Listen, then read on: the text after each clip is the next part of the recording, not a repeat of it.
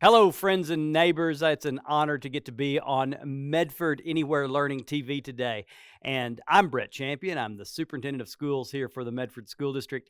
And we were thinking about what are some things we can do for third grade through fifth, sixth grade or such. And we hit upon the idea of actually reading some chapter books. And as we brainstormed what possibilities we might read, one that popped into my mind immediately was a book by Andrew Clements called Frindle.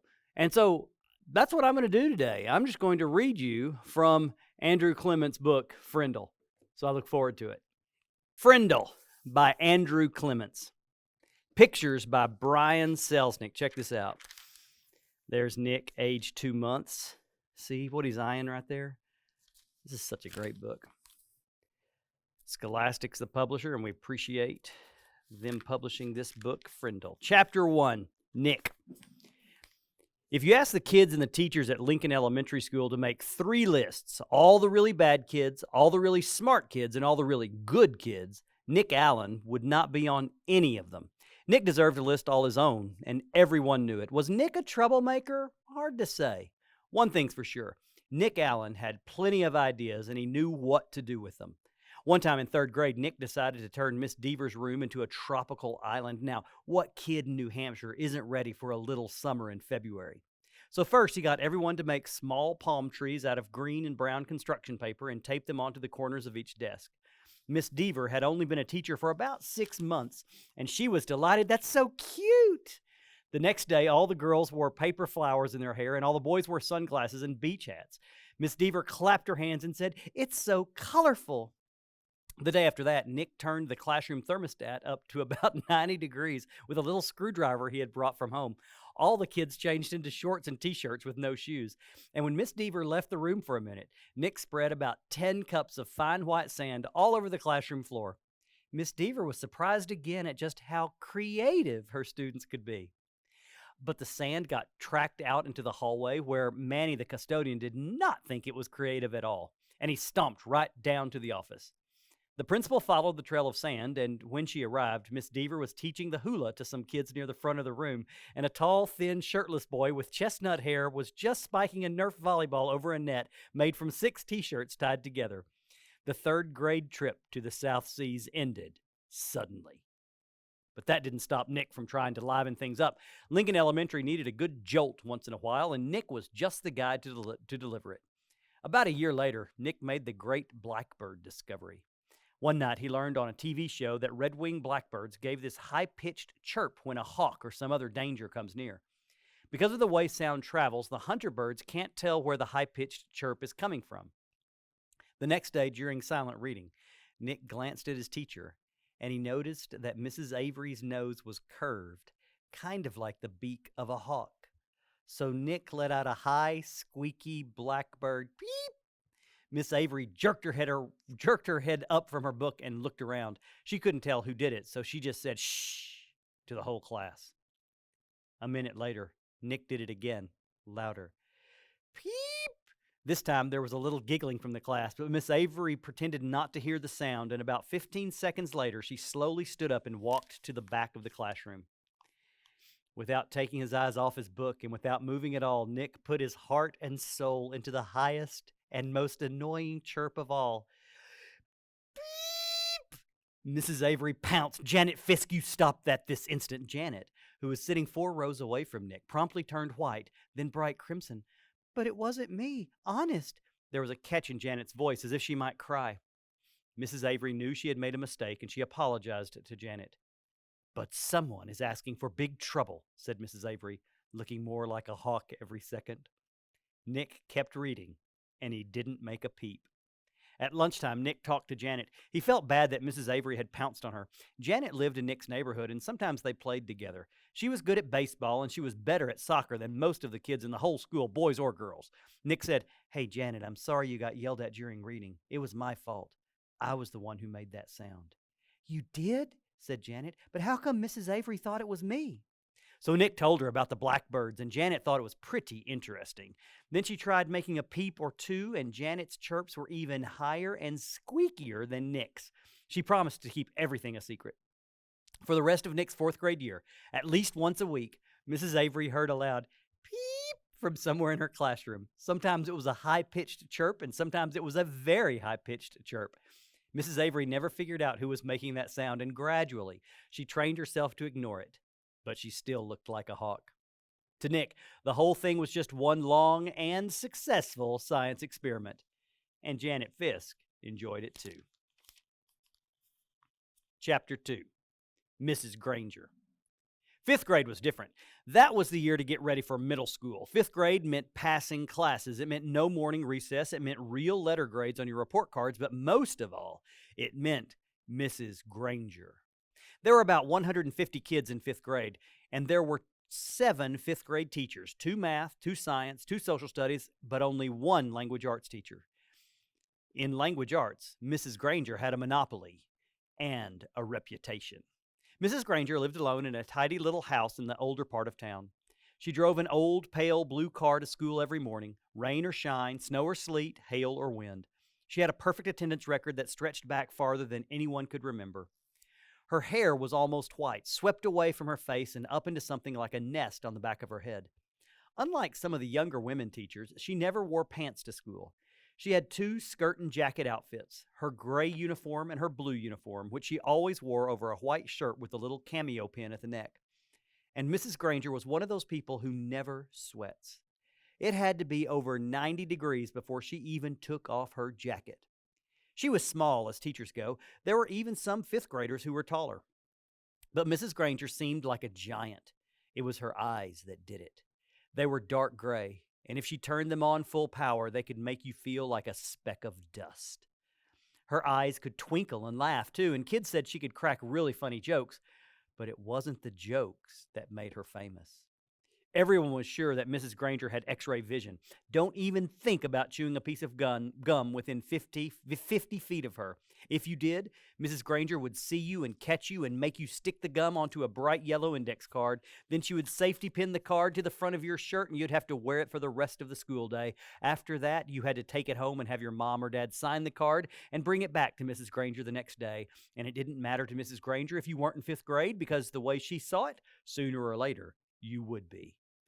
All the kids at Lincoln Elementary School knew that at the end of the line, fifth grade, Mrs. Grainger would be the one grading their spelling tests and their reading tests, and worst of all, their vocabulary tests, week after week, month after month. Every language arts teacher in the world enjoys making kids use the dictionary. Check your spelling, check the definition, check those syllable breaks. But Mrs. Grainger didn't just enjoy the dictionary. She loved the dictionary, almost worshipped it. Her weekly vocabulary list was 35 words long, sometimes longer. There's a picture of Mrs. Grainger who loved the dictionary. As if that wasn't bad enough, there was a word for the day on the blackboard every morning. If you gave yourself a day off and didn't write one down and look it up and learn the definition, sooner or later Mrs. Grainger would find out, and then just for you, there would be 2 words of the day for a whole week. Mrs. Grainger kept a full set of 30 dictionaries on a shelf at the back of the room. But her pride and joy was one of those huge dictionaries with every word in the universe in it, the kind of books it takes 2 kids to carry.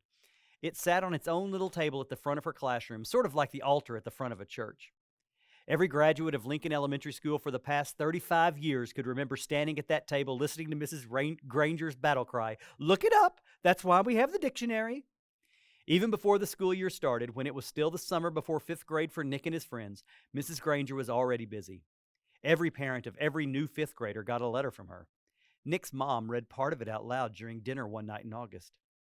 Every home is expected to have a good dictionary in it so that each student can do his or her homework properly.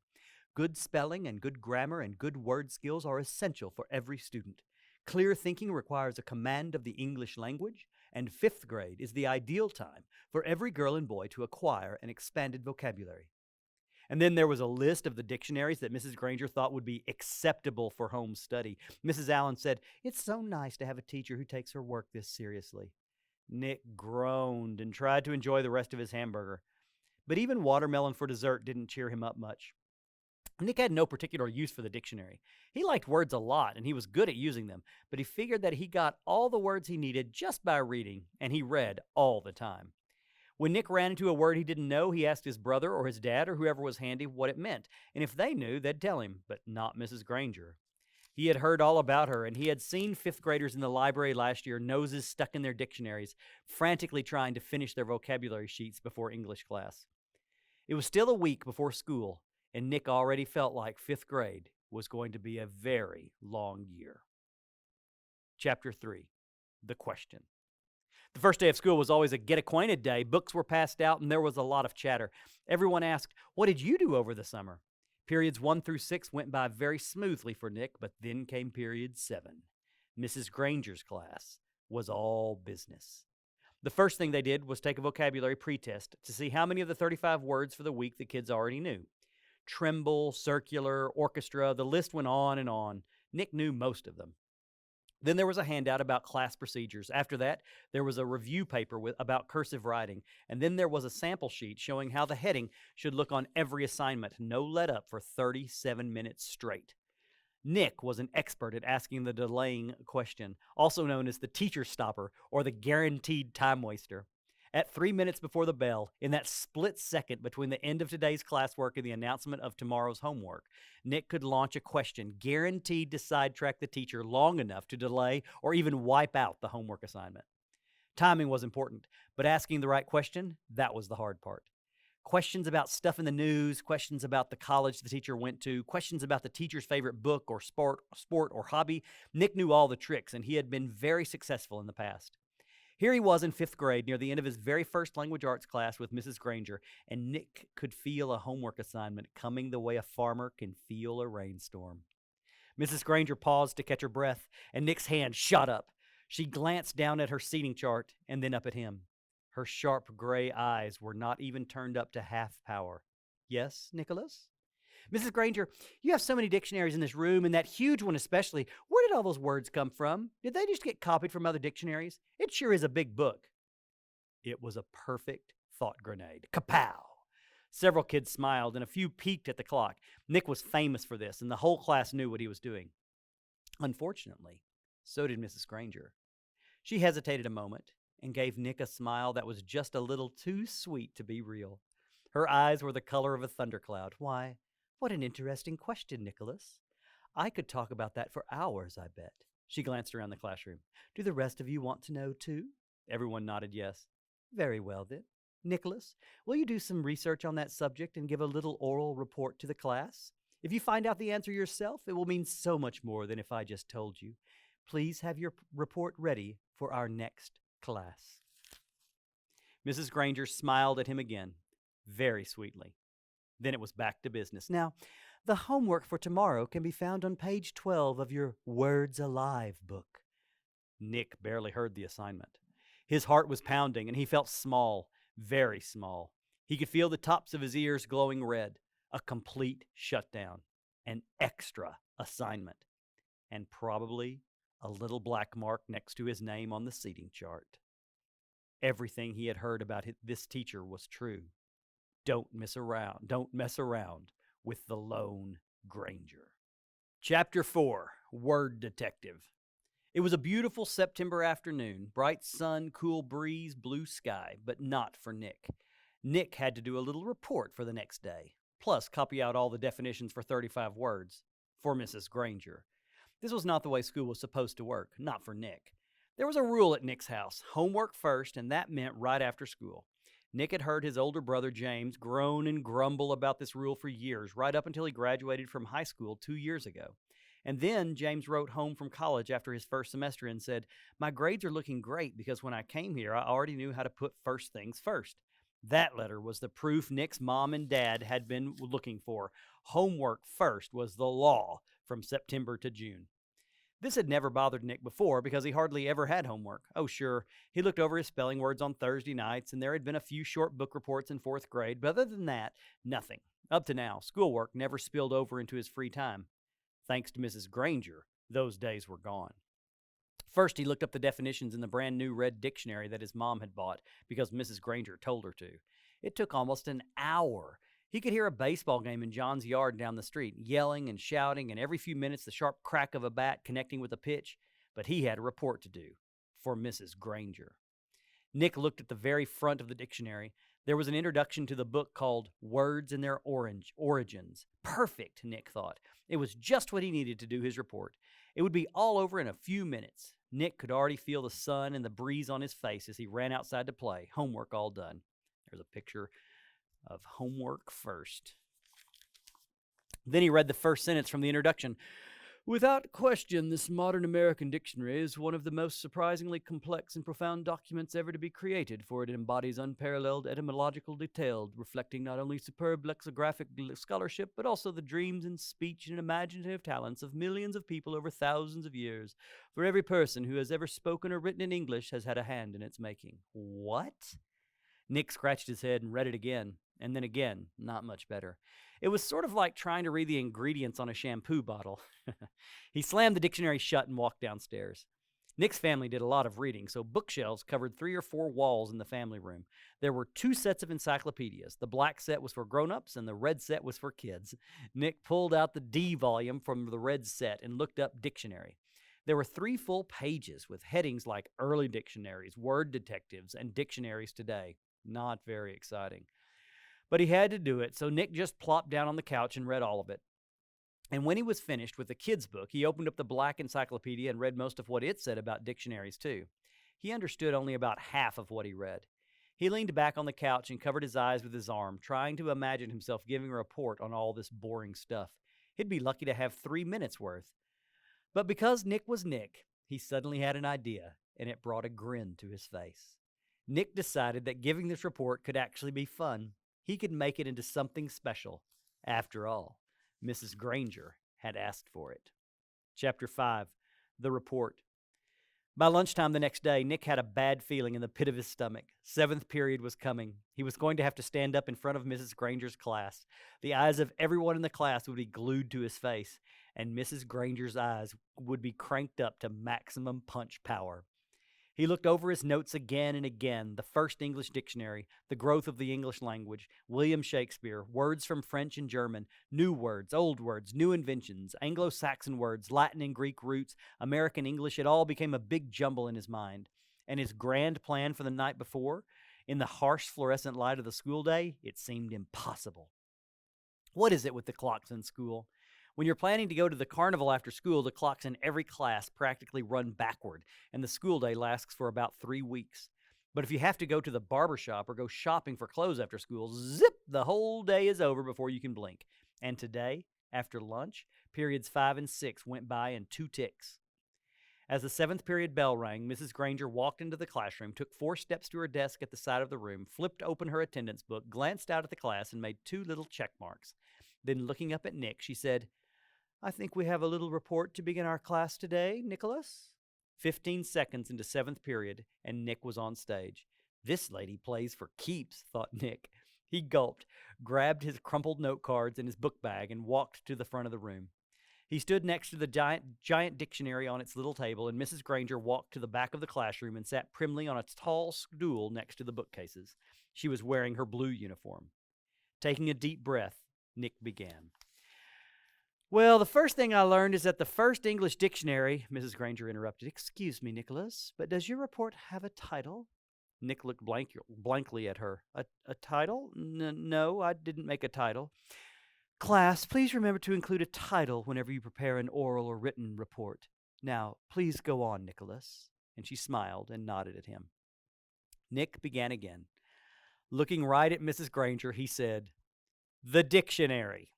A couple of kids thought that was funny, but Nick played it straight and just kept talking. A lot of people think that the first English dictionary was put together in the 1700s by a man called Samuel Johnson. He lived in London, England. He was real smart, and he wrote a lot of books, and he wanted all the other smart people to have a good dictionary to use, so he made one. But there were other dictionaries before his.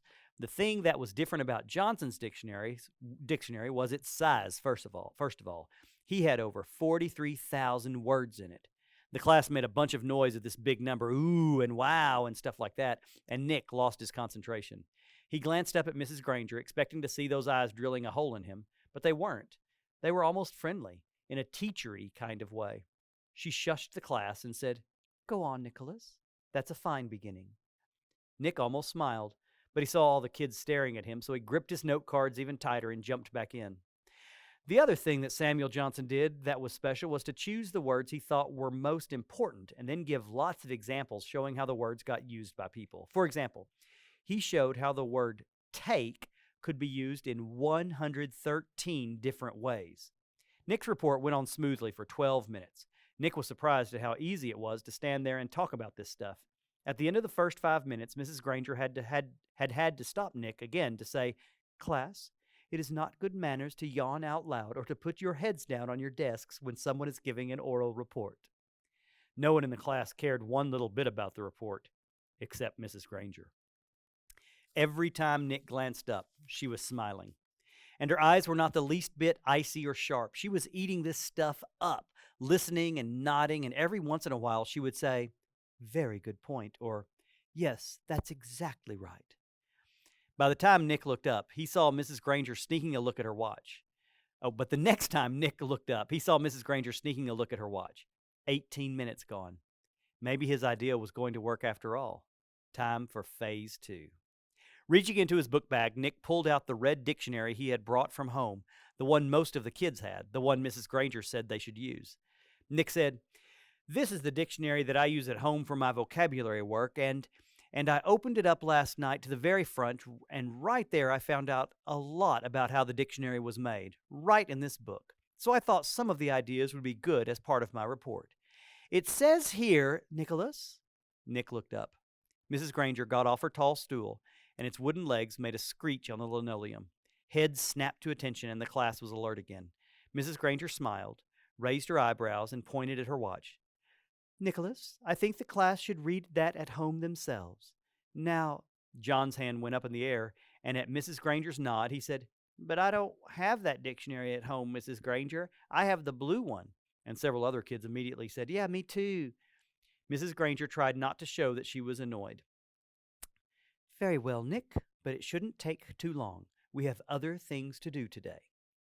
Nick kept his eyes open wide and nodded, adjusted his glasses on his nose, and began to read. "Without question, this modern American dictionary is one of the most surprisingly complex and profound documents ever to be created, for it embodies unparalleled etymological detail, reflecting not only superb lexicographic scholarship, but also the dreams and speech and imaginative talents of millions of people over thousands of years. For every person who has ever spoken or written in English has had a hand in its making." It was a long article, and the kids were bored to death, but no one looked bored at all. Every kid in the room knew now that the period was more than half over, and that Nick's report wasn't just a report. It was one of the greatest time wasters he had ever invented. Mrs. Grainger knew it too. She had edged around from the back of the room to the side near the windows. Nick glanced up at her now and then as he read, and each time Mrs. Grainger's eyes clipped up to a new power level. After 8 minutes of Nick's best nonstop reading, her eyes were practically burning holes in the chalkboard behind him. There were only 10 minutes left in 7th period. When he took a breath to start a new paragraph, Mrs. Grainger cut him off. "That's a fine place to stop, Nicholas. Class, let's all give him a round of applause for his report." The applause didn't last long.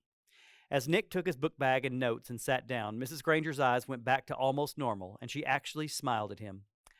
"Although your report was a little long," she paused to let that sink in, "it was quite a good one.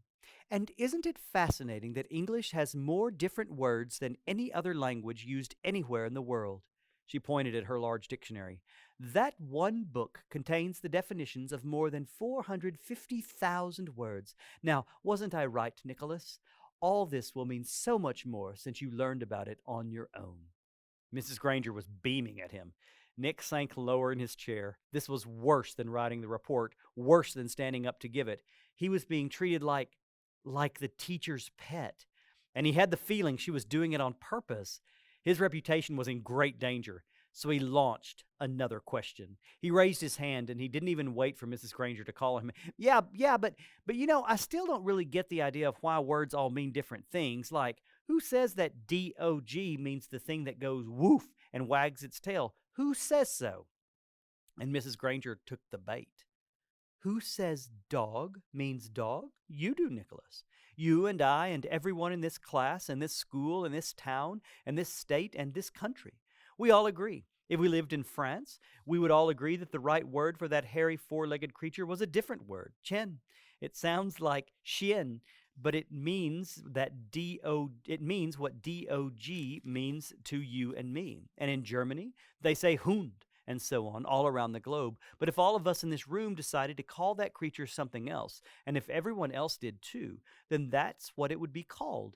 And one day, it would be written in the dictionary that way. We decide what goes in that book. And she pointed at the giant dictionary, and she looked right at Nick, and she smiled again. So here's pictures of some dogs and different words in different languages. Who says dog means dog? Then Mrs. Grainger went on, but of course, that dictionary was worked on by hundreds of very smart people for many years. So as far as we are concerned, that dictionary is the law. Laws can change, of course, but only if they need to. There may be new words that need to be made, but the ones in that book have been put there for good reasons. Mrs. Grainger took a look at the clock. 8 minutes left. Now then, for today, you were to have done the exercises beginning on page 12 in your Words Alive book. Please get out your papers. Sarah, will you read the first sentence, identify the mistake, and then tell us how you corrected it? Mrs. Grainger jammed the whole day's work into the last 8 minutes, a blur of verbs and nouns and prepositions, and yes, there was another homework assignment. And Nick didn't try to sidetrack Mrs. G again. He had slowed her down a little, but had he stopped her? No way. She was unstoppable, at least for today. Chapter 6, The Big Idea. 3 things happened later that same afternoon. Nick and Janet Fisk had missed the bus because of a school newspaper meeting, so they walked home together. They were seeing who could walk along the curb without falling. It took a lot of concentration, and when Janet stepped off into the street, Nick said, "That's 3 points for me." But Janet said, "I didn't fall. I saw something. Look." She bent down and picked up a gold ballpoint pen, the fancy kind. That was the first thing, Janet finding the pen. They got back on the curb, and Nick followed Janet, putting one foot carefully in front of the other on the narrow concrete curb. And while he stepped along, he thought back over the school day, especially about his report and what Mrs. Grainger had said about words at the end of the period. At the end of the period, it finally sank in. One moment, I'm going to read that sentence again. And what Mrs. Grainger had said about words at the end of the period finally sank in. That was the second thing, understanding what Mrs. Grainger had said. She had said, "Who says dog means dog? You do, Nicholas." "You do, Nicholas," he repeated to himself. "I do?" Nick thought, still putting one foot in front of the other, following Janet. What does that mean? And then Nick remembered something.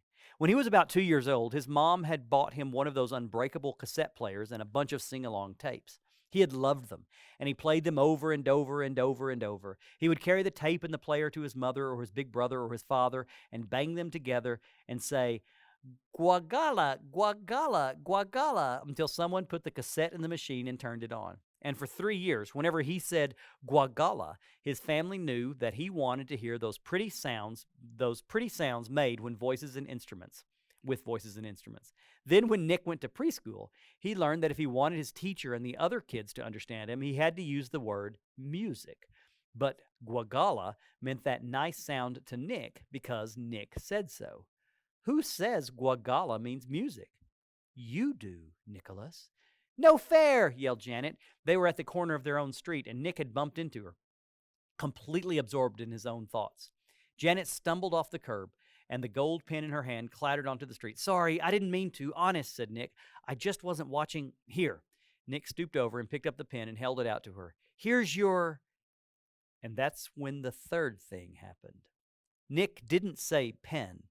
Instead, he said, "Here's your Frindle." "Frindle?" Janet took her pen and looked at him like he was nuts. She wrinkled her nose and said, "What's a Frindle?" Nick grinned and said, "You'll find out. See you later." It was there at the corner of Spring Street and South Grand Avenue, 1 block from home on a September afternoon. That's when Nick got the big idea.